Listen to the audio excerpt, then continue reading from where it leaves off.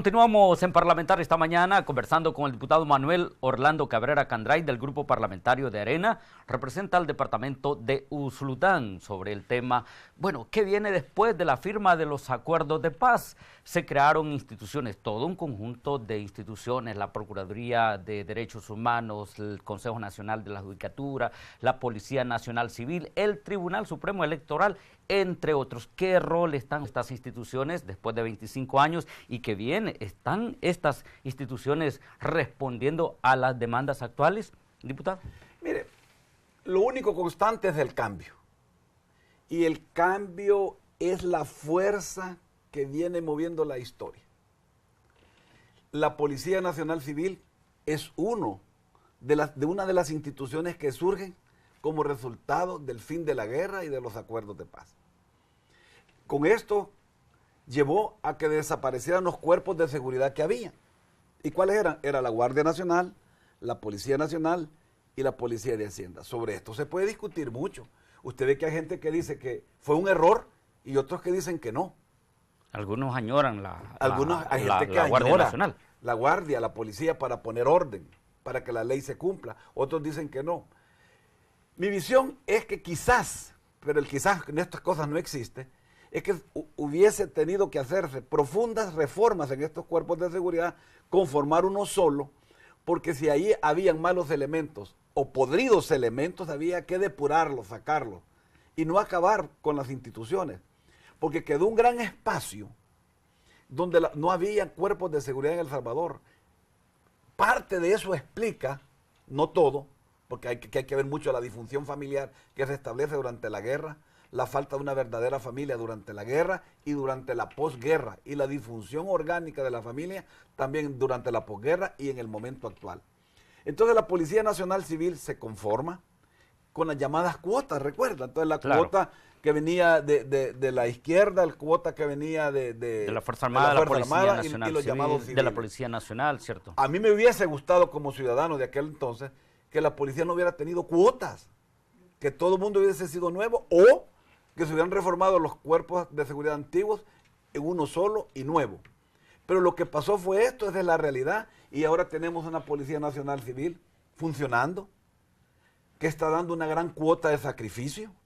Aprovecho para felicitar a todos los miembros de la Policía Nacional Civil, desde su director hasta los últimos eslabones de la misma, porque todos son importantes, porque están dando una cuota de sacrificio muy importante, preservando la vida y el patrimonio de todos nosotros, cuando el tema de seguridad no es exclusivo solo de la policía. Este es un tema que atañe al gobierno, a la sociedad política y a la sociedad civil. Es un problema de todos, pero el gobierno tiene que ser el rector, el ente rector de la seguridad nacional, de la seguridad ciudadana y la seguridad pública del país.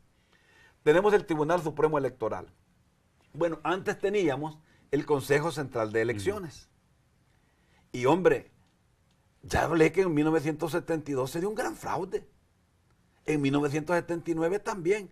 Entonces, en ese contexto que se venían dando los procesos electorales, era un imperativo estratégico y nacional que se conformara un colegio nuevo electoral. Y surge el Tribunal Supremo Electoral.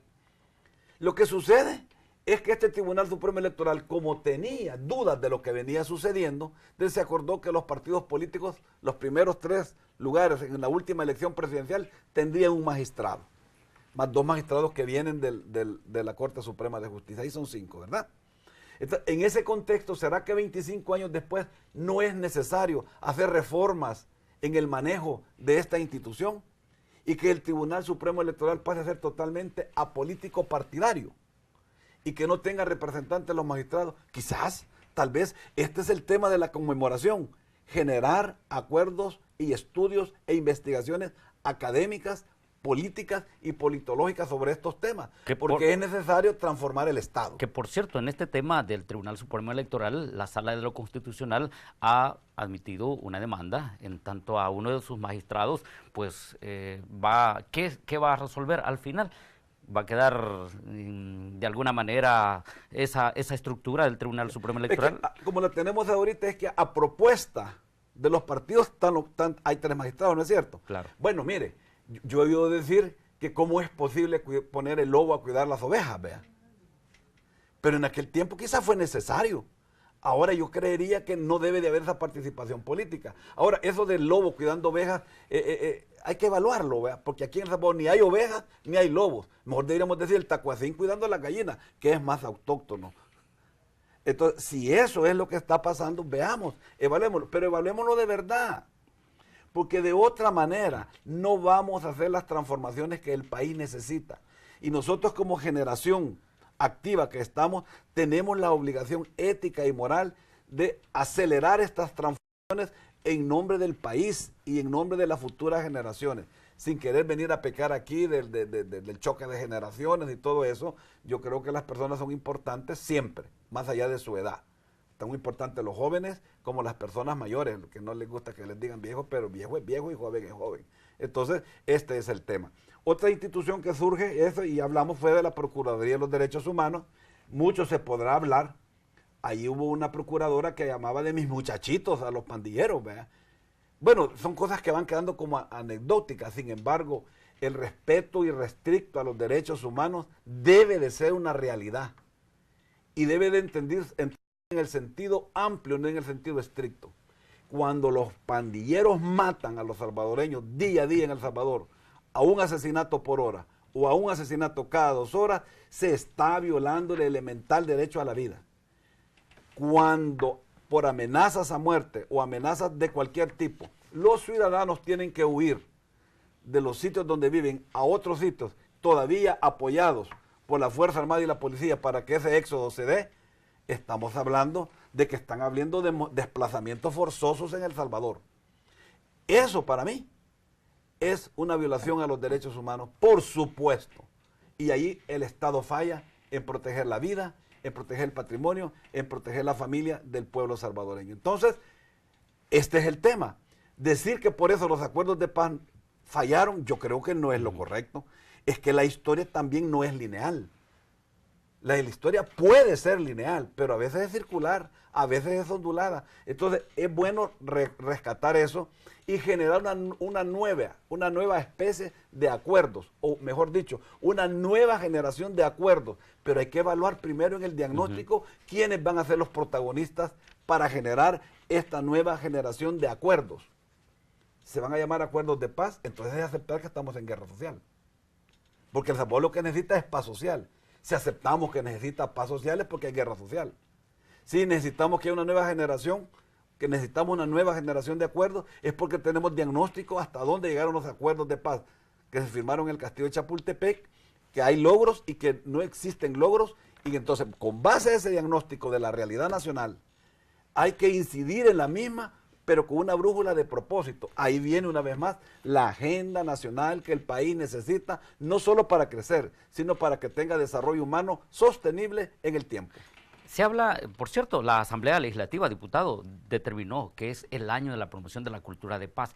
¿Cómo? Desde mi cotidianidad, su cotidianidad y la cotidianidad de cada uno, desde el padre de familia, el maestro, desde el conductor de programa, desde la participación propia del diputado, ¿cómo construir esa paz? Es que la paz, si usted ve la palabra, se origina de latín y que tiene que ver con pacto. Entonces, nosotros necesitamos son pactos sociales. Nosotros probablemente necesitamos un nuevo pacto. El gran pacto nacional que tenemos ahorita es la Constitución del país. Esa Constitución fue hecha en tiempos de guerra, ¿cierto? Hemos tenido varias constituciones. Entonces, la gran pregunta política, politológica y social que debe hacerse la sociedad es, ¿será que necesitamos una nueva Constitución? ¿Será? Yo no tengo la respuesta. Sin embargo, debería de hacerse en esto de la conmemoración, hacer diagnóstico si es necesario o no. 2, desde la cotidianidad necesitamos tener un pacto personal, un pacto familiar de comprometernos con la cultura de la vida y comprometernos a estar contra la cultura de la muerte. Entonces, en este momento, por ejemplo, si vamos a hablar de vida, no podemos venir a hablar aquí de aborto. O sea, porque esa es la parte más elemental de respeto a la vida del más débil, del más vulnerable que todavía no ha nacido. Por ponerle un ejemplo. Si vamos a hablar de pacto por la vida, vamos pues a parar todas estas atrocidades de las pandillas, que el Estado ejerza el legítimo derecho de autoridad y de la fuerza que tiene para acabar con esto, sin por eso dejar por fuera el tema de la prevención, rehabilitación y reinserción. El pacto implica compromiso. El pacto implica compromiso, pero también significa trabajo, conocimiento, porque uno puede estar comprometido, pero si no tiene conocimiento no va a hacer nada. El tema es compromiso con conocimiento y que haya ética y moral, porque de nada sirve todo el conocimiento del mundo y todas las ganas de hacer bien las cosas si ahí hay manzanas podridas que no tienen ética y no tienen moral. Ese es el tema fundamental. En la tener una política con valores, una política con principios éticos y morales. Volvamos pues a la urbanidad y a la cívica que El Salvador necesita. Y hablando de pactos, hablando de compromisos, y otro de los temas que nos lleva y que está relacionado es el tema de la seguridad. Sí, no lo podemos desvincular, no lo el podemos... principal problema del país en este momento es la falta de seguridad. Claro, y en ese contexto el papel que juega esta Asamblea Legislativa, la Comisión de Seguridad Pública a la cual usted pertenece. Ayer hubo reunión, cuéntenos cuál es el compromiso que asumieron las distintas fuerzas políticas y que por cierto vino también la representación del gobierno. El papel que esta Asamblea Legislativa tiene en el tema de seguridad es fundamental, porque desde aquí deben darse las herramientas, las leyes, las normas que necesitan los órganos del gobierno y del Estado para funcionar en el Estado de Derecho. Ayer tuvimos una reunión muy importante, a mi juicio de las más importantes que se han dado en esta legislatura, o por lo menos de las más importantes que va a tener este año, porque estuvo presente la cabeza del Poder Ejecutivo, estuvo el vicepresidente de la República, en representación del presidente de la República. El vicepresidente de la República es electo por elección popular y es cabeza del Poder Ejecutivo, en ausencia del presidente. Estuvo el presidente de la Asamblea Legislativa, estuvo el presidente del órgano judicial, es decir, estuvieron las tres cabezas de los tres órganos del Estado que configuran el poder político del Estado salvadoreño. Estuvo presente el ministro de Seguridad y Justicia, estuvo presente magistrados de la Corte Suprema de Justicia, estuvo presente el fiscal general de la República, estuvo presente el director de la Policía Nacional Civil, estuvo presente el director de centros penales, miembros de la Comisión de Seguridad de esta Asamblea Legislativa y diputados de otras comisiones.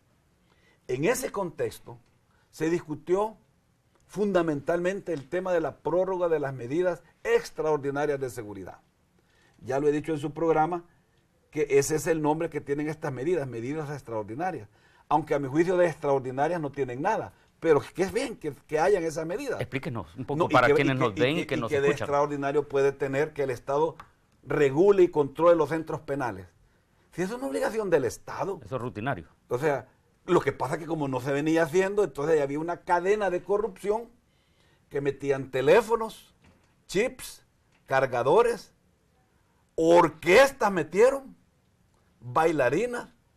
Bueno, hubieron bailes pornos adentro y nadie se dio cuenta. No solo ahora. Han venido habiendo esas cosas. Eso tiene que acabar. ¿Qué de extraordinario entonces puede tener que se controle eso? ¿Qué de extraordinario puede tener que se controlen las entradas y salidas de llamadas telefónicas de las celdas de los centros penales? Eso no tiene nada de extraordinario. Sin embargo, se estipuló eso y se dio una normativa para eso. En ese sentido es mi particular punto de vista, que sí se debe de haber una prórroga de estas medidas especiales, de estas medidas extraordinarias de seguridad, porque es necesario seguir combatiendo. Bueno, el año pasado, el 2015, tuvimos un asesinato cada hora. El primer trimestre del 2016 tuvimos un asesinato cada hora también, pero del segundo trimestre al tercer trimestre, al cuarto trimestre bajó. Y tuvimos ya no un asesinato cada hora. Podemos decir que tuvimos un poco más de un asesinato cada 2 horas. No es que la cosa no sea terrorífica. No es que la sociedad salvadoreña esté sometida al terror de las pandillas, al terror de la delincuencia, al terror de la muerte, al terror de la cultura de muerte. No. Pero quiere decir que tenemos que seguir implementando esto para que la tal llamada renta y los 4 delitos fundamentales del país son el homicidio, la extorsión, el robo y el hurto.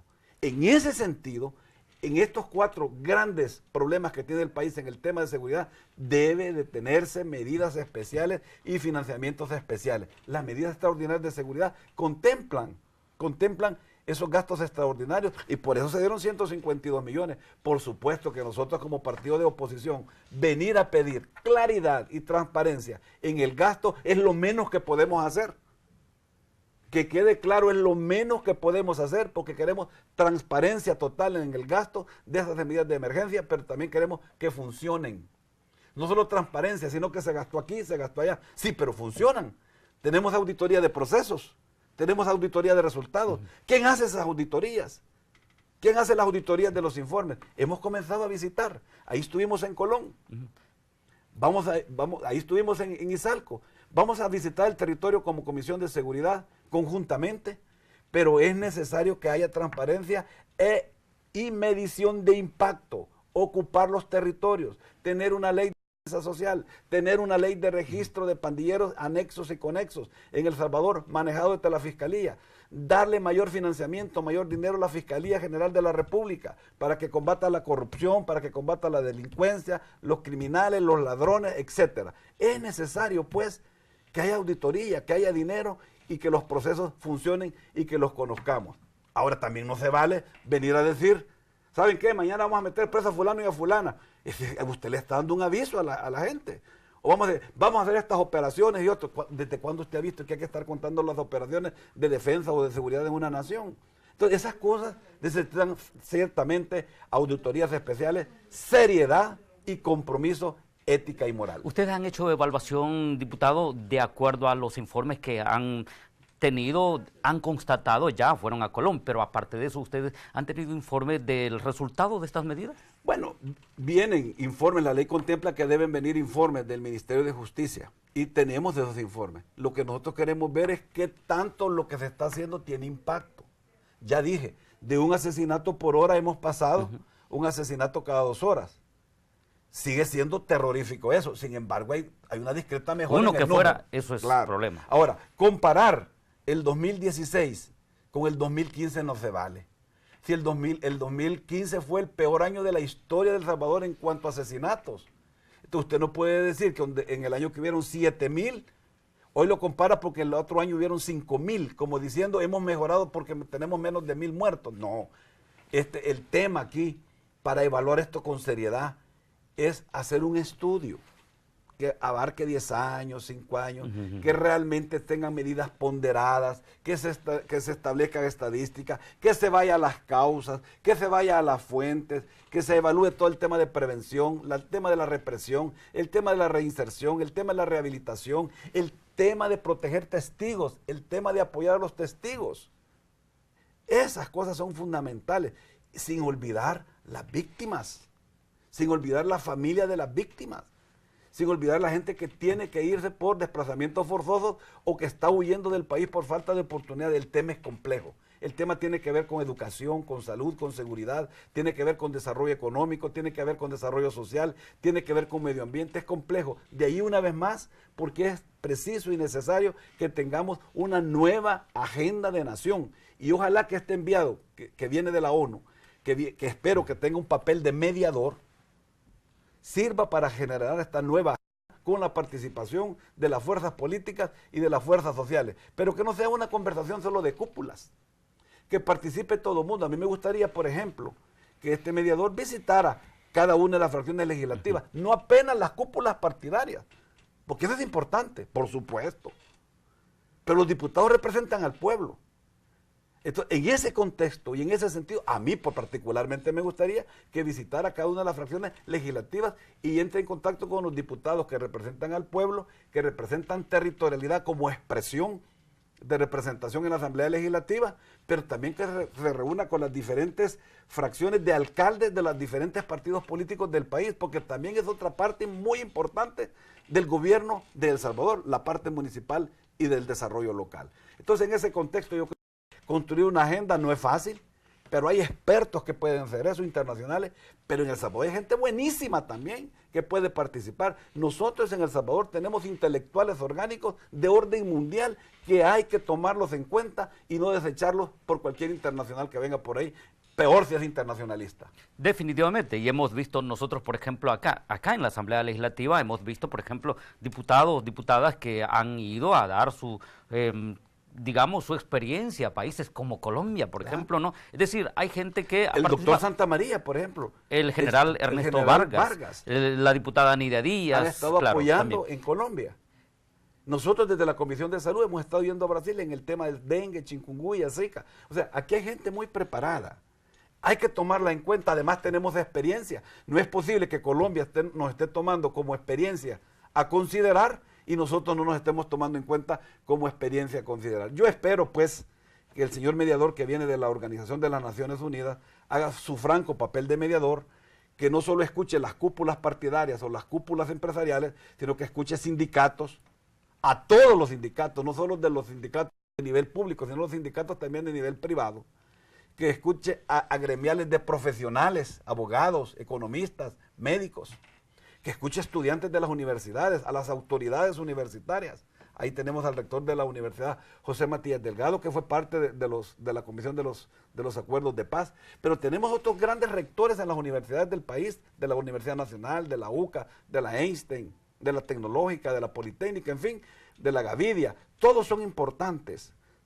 Todos son importantes que debe de participar en la toma de decisión para fabricar esa agenda. A mi juicio, la agenda nacional, la nueva agenda nacional es importante para poner a El Salvador en el contexto mundial, para evitar la fuga de cerebros tan grave que estamos teniendo, para generar mayor producción, mayor productividad, para reactivar el agro, para reactivar la pesca, la ganadería, que haya mayor comercio, que haya mayor industria, que la actividad económica, que el volumen de la actividad económica realmente aumente y eso genere tributos, eso genere mejor y mayores ingresos para el pueblo salvadoreño a través de mejores y mayores empleos y que los que invierten también tengan ganancias legítimas, correctas. Este país ya no puede ser un país de 20 millonarios, este debe ser un país de 1000 millonarios, este país debe ser un país de 0 pobres, debe ser un país de una gran clase media pensante, productiva, que genere desarrollo para las próximas generaciones y para las actuales sin dejar de ser hipócritas, porque las actuales generaciones también necesitan crecimiento y desarrollo,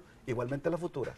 Diputado, definitivamente hay grandes desafíos, hay toda una ruta por donde transitar, el campo económico, el campo social, el campo de la educación, la salud, entre otros, y desde acá, desde la Asamblea Legislativa, los compromisos que se puedan asumir en el tema de seguridad. Hoy hay sesión plenaria. Diputado, ese dictamen de la Comisión de Seguridad y Combate a la Narcoactividad va a pasar, pero también está otro tema, la población está ahí, de acuerdo a lo que se ha conocido, podría ser que hoy se firme que se apruebe el presupuesto. Arena, ¿cuál es su posición? ¿Va a aprobar el presupuesto general de la Nación? Es un instrumento de desarrollo y como tal debe así ser visto. Además es una ley de la República que está atada a conceptos constitucionales.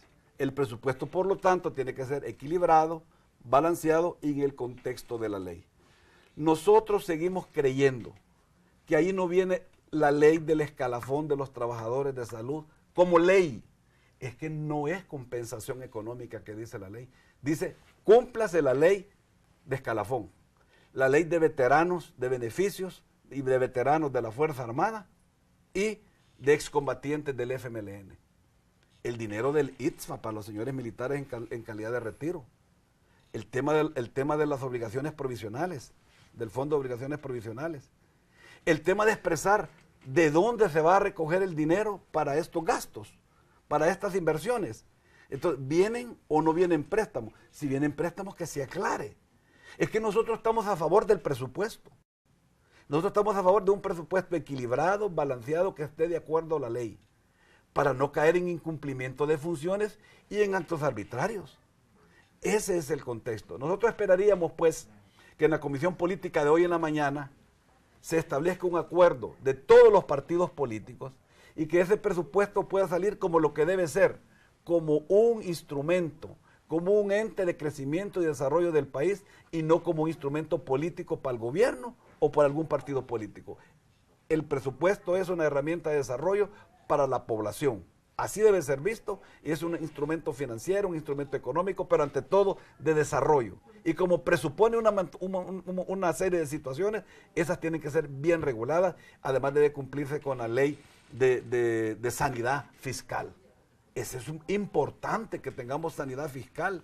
No podemos seguir gastando en lo que no debemos de gastar. Tenemos que quitar la gordura de los gastos. Los gastos innecesarios tienen que desaparecer. Los gastos superfluos tienen que aparecer. Pero debe de haber mayor inversión en salud. Mire que el presupuesto trae menos dinero en salud. Trae menos dinero en educación. 142,000 están faltando para el bachillerato.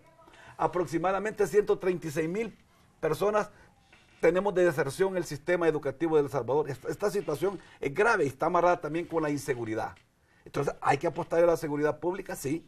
¿Hay que apostar a la seguridad ciudadana? Sí. A la educación, a la salud. ¿Desde dónde se hace eso? Desde un presupuesto bien equilibrado que represente las legítimas necesidades de hoy, donde el tema de las necesidades y las prioridades esté bien balanceado y que pongamos de enfrente las prioridades conociendo las necesidades. Pareciera fácil, diputado, uno como lo puede ver, pero ¿y por qué entonces no lo ponen en tanto que si se va a necesitar para el escalafón, si se va a pues que lo pongan? Ahora bien, el punto es ¿de dónde se va a sacar ese tributo? Si han dicho de que lo estoy poniendo con claridad, que lo pongan, que si necesitan préstamos, que lo pongan, pero no se vale decir que va a gastar todo lo que dice que va a gastar y no pone de dónde lo va a sacar. Entonces, si necesitan préstamos, pues que se ponga. Esta es una propuesta del Ministerio de Hacienda. Si no logra explicar, si no logra explicar de dónde va a sacar el dinero, cómo es que pone, dónde lo va a poner. Además de eso, nosotros estamos pidiendo que se disminuya en el gasto innecesario, en el gasto superfluo. Yo creo que esta es una aspiración legítima propia de los acuerdos de paz y propia de la nueva agenda nacional, la transparencia, la rendición de cuentas y los procedimientos de auditoría de procesos y de impacto. Se habla también, diputado, si bien es cierto que se debe tributar conforme debe hacerse, ¿no? Pero hemos conocido también informes que han dado algunas gremiales, sí, algunas instituciones, de que la tributación no es la que se espera por cuanto que hay evasión y elusión. Así es. Y hay que castigar a los evasores. Y hay que buscar a la elusión fiscal. Y no solo eso, hay que perseguir el contrabando. A los que roban desde el Estado hay que perseguirlos. Entonces le cabe a este gobierno dejar de quejarse y que se presente a las instancias pertinentes, a la Fiscalía General de la República, que sustente los casos y metamos presos a los que le están robando al pueblo salvadoreño. Diputado, queremos agradecerle su tiempo, su participación en este espacio parlamentario. Muchas gracias.